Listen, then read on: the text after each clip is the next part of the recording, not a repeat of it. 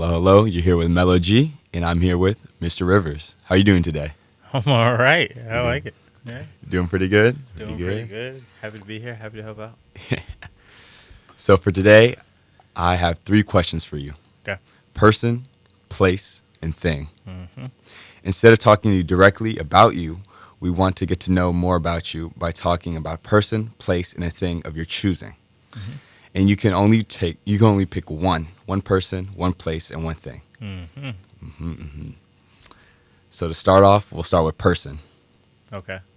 First of all, shout out to the people that I won't say, namely my daughter, my grandfather. Those are two close second and third for the person that I'll tell you about, which is my brother. My brother. So I have a very female dominated family. Mm. And so my brother has always been the person who he's kind of always been my role model for kind of just how I navigate life and a bunch of just things that he's taught me along the way. And he's been super impactful in just in the ways that I approach challenges in my life. He has a very kind of just kind of get it done kind of attitude. Right. For better and for worse, as I've gotten older, you definitely see the full sides of people and the full kind of humanness of who they are, and so you appreciate their flaws differently. But for a very significant portion of my life, my brother was like a superhero to me. He could do no wrong, and even now, like I'll tell him when he's wrong, but I'm usually on his side anyway. So it is what it is. But yeah, my brother is probably my person. Probably your person. Yeah. What is your best story or time with your brother that you remember or recall? Man, so many. The most memorable one. He used to be able to fart on command. So like when he wanted to mess with me, he would tie me up in a blanket. He'd fart in the blanket and tie the thing up. But that's not the most best one. So one night, it's snowing in New York, and it's like a blizzard. And it's the middle of the night. We're pretty sure school's gonna get canceled the next day, or it might have been a weekend. I don't remember exactly what it was, but I was pretty young. I might have been like 12 or around that age. And my brother, he goes into our parents' room and like wakes him up, and he's like, "Hey, can we go outside and play? And like I'll take care of him. It'll be fine." And he convinces them to let us go out in the middle of the night and go play in the park. And it was this whole ordeal to try to get us like ready for the snow. So we had to like put bags over our socks, put bags over our shoes. We had to get layered all up. And he was there. He made sure I was all covered up. And we went out and we played in fresh snow, and it was just like awesome. And this is the middle of the night, so it's probably like 1 a.m., 2 a.m. by the time we get back inside.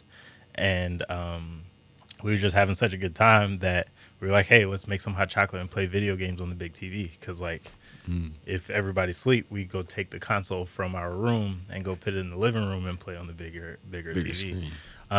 And so in that process, I remember this specifically, he's getting it set up, and I fall asleep on the couch while he's setting it up. And I've like forever, I've always been like, man, I wouldn't sleep at the worst possible time. Like we were just getting going.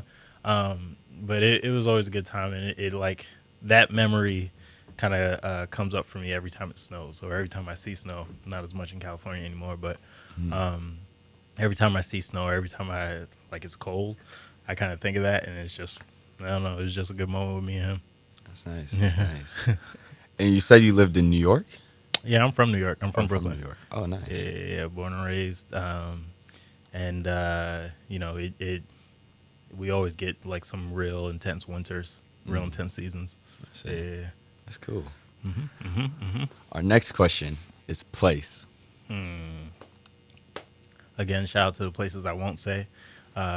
Brooklyn and Scotland are two big runner up for me. But I think the biggest place in terms of like that kind of shaped me, I lived for 6 months in South Africa. And that was kind of huge for me just because of what it did for my perspective, for like an American perspective too. Like I had all these, I don't know, immature ideas about just life and everything. And I think I went at a time when I was learning a lot about myself and a lot about the things that I thought about things. And so going to Africa when I went and challenging the assumptions that I had made about the place versus seeing the reality of the place and seeing just kind of the nuances that is Africa, you know. It really kind of changed a lot for me. And I came back to America with a whole different mindset, a whole different perspective on really everything. And Africa's beautiful. You got all sorts of weather there. You got all sorts of life there. So much stuff to do, and it's just majestic in so many ways. Yeah. And you say you stayed there for 6 months? Yep. I was in Africa for 6 months. 6 months. It's nice. It was a good time. And our next question and final question is a thing. A thing. Shout out to all the things that I won't say, but the thing that I will say is probably the moon. So it's like kind of random to me to think about a specific thing that I care about. Like Right. I kind of went through a whole process.